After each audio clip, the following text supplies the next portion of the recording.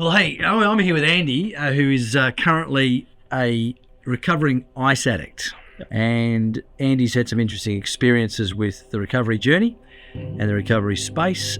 And he's got some concerns about some of the things that are popping up in media and some of the policy practices that are put in play by well-meaning policy implementers that aren't really working for the current drug addict or recovering drug addict. They're not very helpful.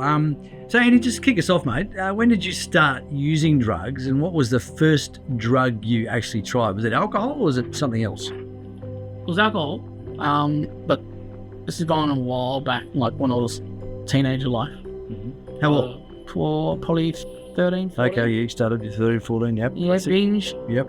Probably peak was weekly binge, and then I sort of quickly fell out of that stage, and then I tried marijuana. Okay. But marijuana wasn't a big thing with me. Made me, at the very start, it was good, and then I went paranoid one time, and that was it. Yeah, that'll do it for you. And that was my drug life. Okay. It was through my teenage years, and this is like 16 was when I stopped. But alcohol was still there until graduated from university in 2004, and I stopped. So no alcohol, no drugs, nothing. Brilliant. So what happened? Well, it got to a stage where I was in my own business at the time. My business flopped. Mum wasn't too well, and I started to experiment with ice. The very first time was, it was a cool experience. Made you alert, made you aware. You had energy to do things. So I was at that point where I was down in life. I was struggling to get out of bed, and I'm worrying about my life, worrying about my mum and stuff like that, and all that worrying just, of course, got to me. And then I tried ice, stopped my worrying, made me get out of bed, made me add more energy, and then it peaked because my mum passed away. Oh wow. She had a heart attack, and they had an incubation error. Failed to provide her with oxygen, and she suffered severe brain damage, and that was the peak of my drug use. From there on, I was smoking a lot. Got to a point where I was smoking a quarter every 2 to 3 days. Right. I've reached about 1.7 to a ball a day. Okay. Yeah. And then that was the peak of it, and started to traffic it and traffic heroin to supply my ICE habit. At that time I was in debt, all well over my shoulders, over my head. Yeah. Oh, yeah. And I started trafficking it, thinking that I'll clear off the debts, but it didn't clear off the debt. It increases my habit even more. So whatever I was making, I was just smoking.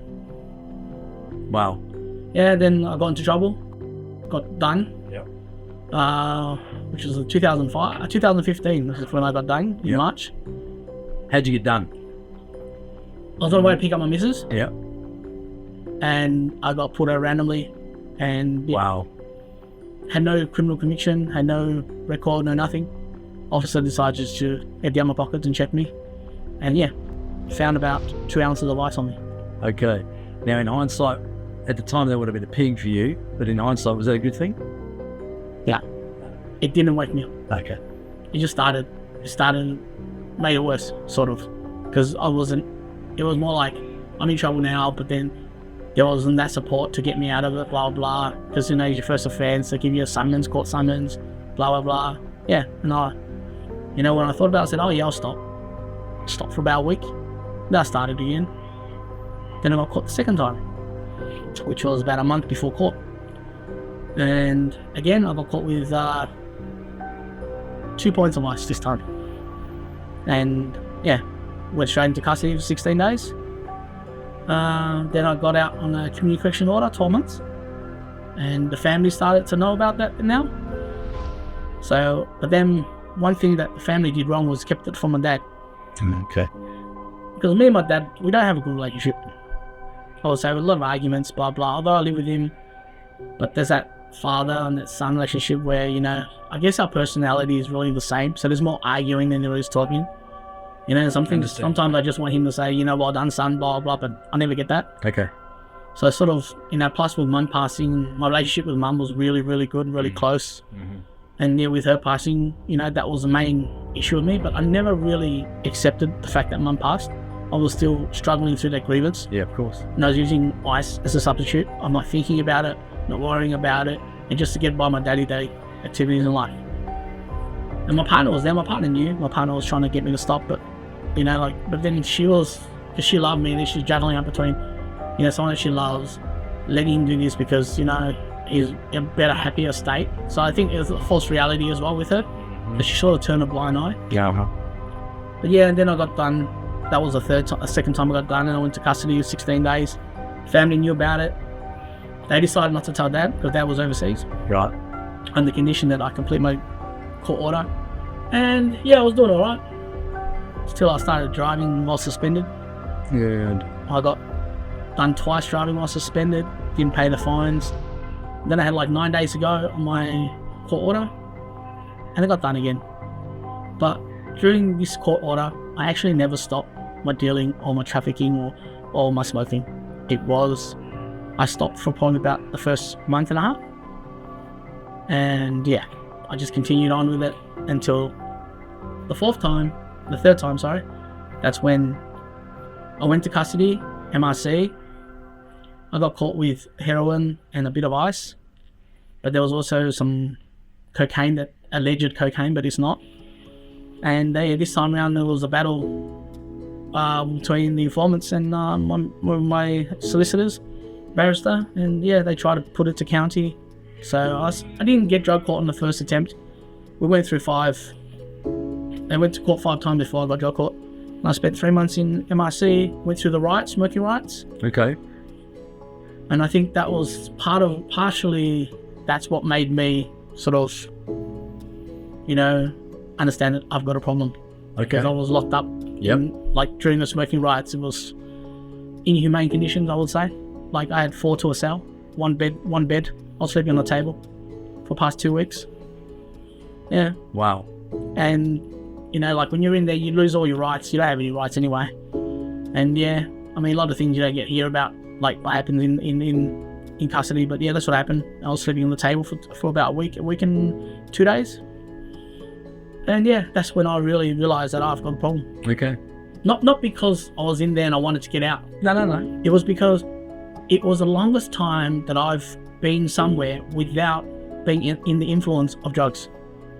So that's a key issue. I just want to pick up on that. So, and that's one of the issues that a lot of pro-drug advocates talk about, like incarceration is a pointless idea.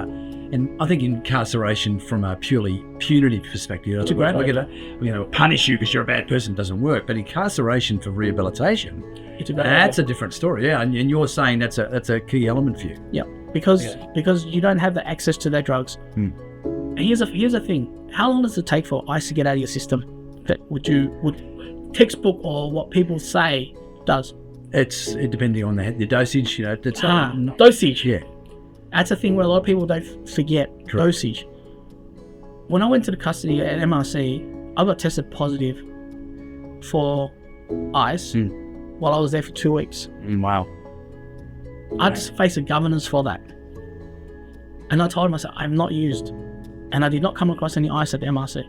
I know there was, but I did not come across it. And I got tested positive on ICE, methamphetamine, 2 weeks after being in custody. And that's unusual. So they've been saying you obviously used. Yeah. Saying I haven't used. And that's why I had to face the governor. And the governor said, you used. I said, I didn't use.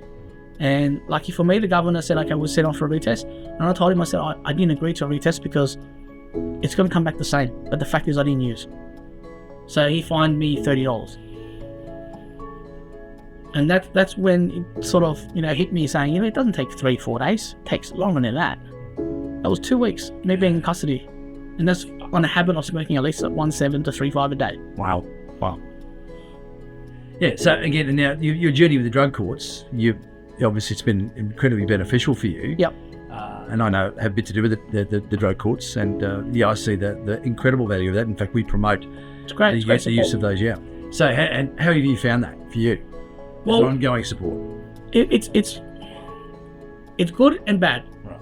Like the support there is fantastic. You've got the judge that you face up to, weekly or monthly, whatever phase you're on, and then you got your caseworker, and which checks up on you every week or weekly. You get your counsellor there. So when you lapse and stuff, here's a funny thing though. You could say I started drug court funny. I've been 3 months in custody, been clean for 3 months. I came out, I was clean. But before I came out, I was like, I'm going to use. But I didn't use. Okay. So I was clean for 6 months. The first 6 months of drug court, I was clean. I got to my phase 2. Yeah, good. So you graduated to phase 2? Graduated phase 2. Yeah, that's a celebratory moment. And then I lapsed. Then you lapsed. Yep, that's not uncommon. Yeah. I lapsed because I started understanding more about drug court. And I started hearing things like, oh, you can still use that. At the very start, I know nothing about drug court. All I thought was, okay, it's an abstinence-free area. So it's no. Yeah. That's what I thought. Yeah. Well, that's what they're aiming for. They want abstinence. But it's not. Yeah, sure. Well, what Derek told me is, no, it's not. No. We're not going to hang you if you use. That's right. And that's when, bang, the seed is planted in my head. Okay. And then I had to go to a program called ERS, ICE, Early Recovery Session, Right. at Monash, at Cicada, the new exchange program. Yeah. That was a big trigger for me. Ah, okay. And then I started lapsing more and more and more. So going to a ICE rehab using course, Yeah. triggered you to use more. It triggered me. Yeah. And because I didn't understand how to deal with triggers at the very start. Yep. And it triggered me. That's when I started.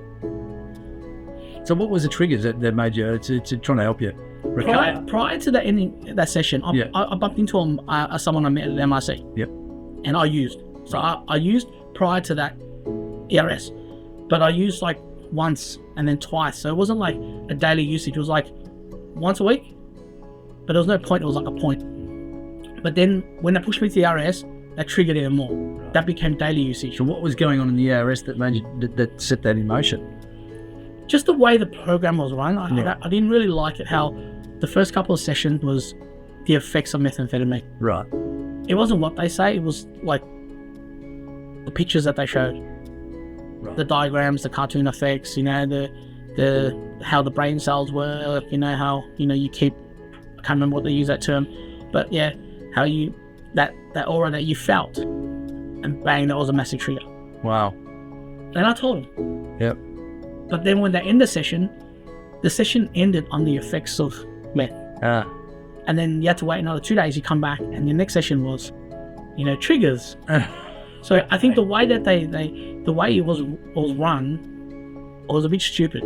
Okay. Yeah, so they need to really think through that a little bit more. Maybe interview the clients a little bit more and trying to discover what actually is going on, because you should, what I found with the pro-drug lobby, not the harm reduction lobby, it's a different group, but the pro-drug lobby are very, very keen to minimise the harms of drugs and maximise the low, things like, oh, we don't want shame, we don't want, did you feel bad? So we don't put messages out. So that filter then creates an environment where we don't put messages out that may make you think bad about drugs. Like, this is really dangerous, this could hurt you, oh, it's alarmist, we don't want to have that. But in reality, what they're doing is soft selling it so hard, it's backfired on them. It's the different views that each organisation has on drugs. Mm-hmm. Okay, when I'm with Derek, we mainly, my counsellor, it's mainly on a zero policy. Correct. Cicada, it's not a zero policy. Okay. When we went into that drug session, blah, blah, blah, we were all asked, what's our goal? One was to reduce my usage. Yep. The other one was to have become a social user. Mine was zero. Yep. I don't believe that there's a social user or to reduce. It doesn't work that way. Absolutely. You just can't, because you don't even realize that you got a problem. Yep. And when you do, you become a daily user. You're already you're sinking already. You're not floating anymore, you're sinking. It's fascinating because that in the drug policy framework, we have three obviously drugs. We have tobacco, we have alcohol, we have illicit substances. It's under the same policy framework. Now, what the policy for tobacco, there's only one policy. And what is it? It's quit. Yep. Right? Now, we know it's a journey to cessation. We know it takes time. People backflip on it, and they go away off for a couple of days, start a week, and we know it's a journey, but the message doesn't change. The message doesn't say, okay, are you having trouble? Just moderate. Just become a social smoker. Now, the message stays on. It's quit. And of course, the media's on board. health department's on board, doctors are on board, policies on board. When it comes to alcohol, the policy is moderate, be responsible, moderate, be responsible. When it comes to illicit drugs is, okay, well, try not to use too much or seriously hurt yourself or die by using. Do you want to be a social user or a moderate user, or do you want to stop? And so that's the incongruence that's quite disturbing, and that's got to send a message to illicit drug users that, okay, this is a viable option for me. See, that's what I thought as well, until I saw my psychologist, which is Francois Joubert, Psychology for Change. This is what he said to me. Life has 3 criteria: moral, immoral, like, dislike, legal, illegal. And that's what sunk in with me. Tobacco smoking, is it legal or illegal? It's legal to smoke. Correct. Alcohol, is it legal or illegal? Drugs, is it legal or illegal? That's it. Yep. Conversation ends there. Beautiful. So keeping it illegal is one of the key drivers to helping people exit drug use, isn't it? But then here's the thing though. What some organizations do, it's not illegal. They still tell you it's okay to use, just use less or be careful when you use. You see what I'm trying to say? Yep. It sends it's a contradiction upon the law. Oh, absolutely. It's a breach. I think it's a breach of best healthcare practice. Absolutely. And when I'm in custody, yep, I can't use. Correct. But then when I'm out of custody, I can use as long as I control it. And you can't control it. That's good, man. And that's when it really hit me hard. Yeah. And that story is common. We've dealt with, literally scores and scores of current and ex-users. And we used to have NA operating in this building here. Great people. And just the stories are so much the same, and the messages that are coming through. So just a question of the current, being an ICE user, there's now a push by certain pro-drug activists, the same old crowd. There's 1 or 2 of them, and the media darlings, they always, get their 2 bobs worth. Everyone else is, not allowed to speak. Yeah, I heard smoking house in Sydney. Smoking house, and they're trying to get it in Melbourne as well. So what are your thoughts about ICE smoking rooms? Pathetic. Yeah? Tell me more. Do you not understand what people go through when they smoke ice? They die. Okay. Ice is a complete different job. Like I said, it makes you alert. It doesn't make you, unless you're in an aggro sense of mind, then you might go aggro. But all these, people thinking that, it's in control, you can control it. No, you can't. How many hours does it take to get out of their system? They walk out of there, they're on high off their head. And you're just creating another possibility of someone getting it. Yep. I hear you. Like I said, it's illegal. So why have a safe house smoking place for it? Look, we've said that for, we've just recently done another media release on this. Very same thing. And a lot of people go, yeah, well, that doesn't make sense. That's just nuts. Even some reporters. But most people go, oh, well, we've got to do something. I said, well, what they need to do is protect the next generation of Australians. Beautiful. Okay, that's the main thing that they've lost touch with is, okay, you got a generation now which has, you can say, regularly available to ICE. What are you going to do about the next generation? You don't want it to lead to the next generation becoming more regularly available. Now, having a smokehouse does not stop that. It's education that you must have. Correct. Right? By having a smokehouse or whatever, or injecting rooms, all the kids that walk past, what do you think they're going to think? Well, it sends a message. It's okay. It's okay. Exactly. It's okay. It's funny enough, a lot of young people don't smoke cigarettes unless they use that to practice to learn delivery of cannabis or meth. But yeah, the message is clear. Hang on, you're telling me it's illegal, but then you're teaching me how to do it. So what's your thoughts on syringe distribution programs? There used to be a syringe exchange, but that quickly morphed once we knew that was one down the road. Yeah, next to the rehab, right? Yeah, shocking. Yeah. So what does that make you feel when you're coming out of your counselling session? Yeah, and you're confronted. Here's the biggest issue with recovering drug addicts is associates. Yeah. Okay. It's cutting your ties from associates. Yeah. And having a needle exchange or next to a counsellor that you walk out of, you're bound to bump into someone you know. Mm-hmm. But then people don't realise that you're on different stages in your life. I'm bounded by drug court. Mm-hmm. I bump into someone else that's not bounded by drug court, and he's getting his needles. Mm-hmm. You could say, oh, maybe it's my fault, I'm easily influenced. But it's something that I don't need to want to deal with. Of course. It's hard for me to be 3 months clean. And all it takes me is one slip bang, the connection is built again. And there's associates that we had to hang around. And like Mr. Parsons, the magistrate tells us, you got to cut off your associates. Cut off this, cut off that. Easily done, but having that right there when, we come out of counselling, we bump into them, it's not easily done. Yeah, Andy, I can't make them change. They can make me change like a click of a finger. Correct. And it's not, they're high off their head after they use. Yeah. They're not going to say, I need help. Nah. No. Yeah, exactly. So, once I've got my fix, that's why the injecting rooms are fascinating. They're nodding off, Exactly, they're having a nod. Oh, okay. You could say anything to them and they'll just be nodding off. They won't even pay attention to you. This is the heroin. And by the time they're finished, they can't even remember. Exactly. So there is more harm having it right next to counselling than there is if it's separated. That's how I believe. No, and that's good. I hear that, mate. Tell me. Obviously, the drug court's set up, and I've experienced it firsthand. I spent time down there and watched the orders in play and the thorough program they've got going, and it's really good. It's really supportive. And look, I know your story is very common. I know guys, Indigenous guys, non-Indigenous guys, that have literally broken the law. This happened just recently to a friend of mine, a friend's a strong word, a guy that I know, probably a cornerstone, who broke the law so he could get back to jail to get off the gear because he couldn't. All his associates, where he was, everywhere he went, there was drugs. He tried to get new associates, tried to find a new peer group. It was hard to do. He's a mid-30s kind of guy. He's been on the gear on and off for a long time.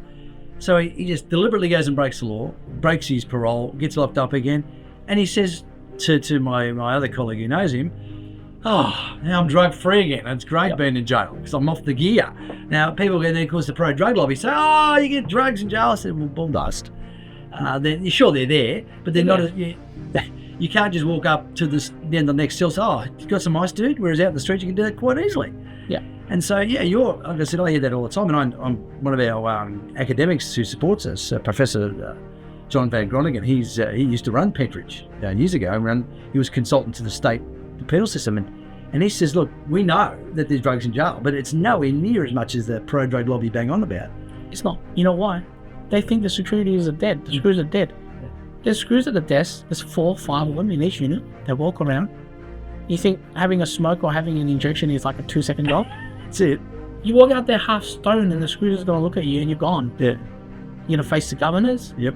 Like, you got nothing in there. That's right. You face the governors, they strip you of any contact for 3 months. It's like 10 years you could just copped. Yeah, exactly. And just the thing, yeah, look, mate, I really appreciate your candour. I really appreciate your openness and your transparency. Yep. And not easy. And again, your story, I'll reiterate that to you and to the listeners here, that your story is so common.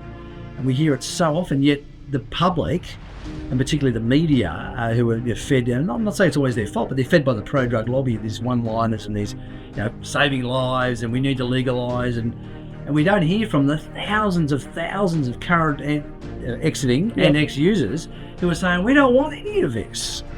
So I think it's about time governments, and particularly policymakers, start listening to the other people. It's also because, like, as a user, as an ex-user, we lack the confidence as well. Of course. We're ashamed as well because people judge us. And a lot of people aren't willing to talk about it because of the fear of the judgment. Yeah. And that's the main issue. Yeah. Is people don't realise that, hey, everyone does make a mistake in life. Mm-hmm. And if he's rectified his past, give him a chance. Beautiful. And that's what a lot of people can't see, can't get by that. Here's the thing that I want to say though. Custody can be very, very good if they provide us with more education, more drug program. Beautiful. Inside. Beautiful. I enrolled in an ICE program in custody. You know what the waiting list is? 8 months. Wow. I spent 3 months there and I didn't even get close to doing it. Oh, of course, you were bumped straight away, yeah. And they tell you. The nice screws will tell you. Andy, don't waste your time. There's a 6-month waiting list. The first session that you go in custody, the introductory program that they run through is, we've got all these programs. We've got the ICE program, we got the anger management program, we got this, we got that, we got family programs. Yeah, of course. But you know what? The waiting list is 6 months. So they need more programs than that they can help rehabilitate. Yes. Yeah, which is fantastic. And it's the best time to do it. Of course it is. It is the best time to do it. And you know what? Most of the people in there, they don't work, you got nothing to do. And the reason why put my name in the programs because I had nothing to do. And even work. I put my name down for work. How long did it take them to, for me to get that course I needed to get the job? Yeah. Took me a month and a half. Yeah, and it's not the correctional facility's fault. That's not their fault. But here's the thing though, what is the purpose of having a prison? Correct, so you can rehabilitate. Are they rehabilitating in there? That's right. They're not. So I need to have more programs. Need more programs. Absolutely, no. I need much more programs. No, that's good, Andy. Appreciate your comments, mate, and insightful comments, obviously insider comments, worth listening to, worth hearing, and again, thanks for your time today, mate. Appreciate it. No worries.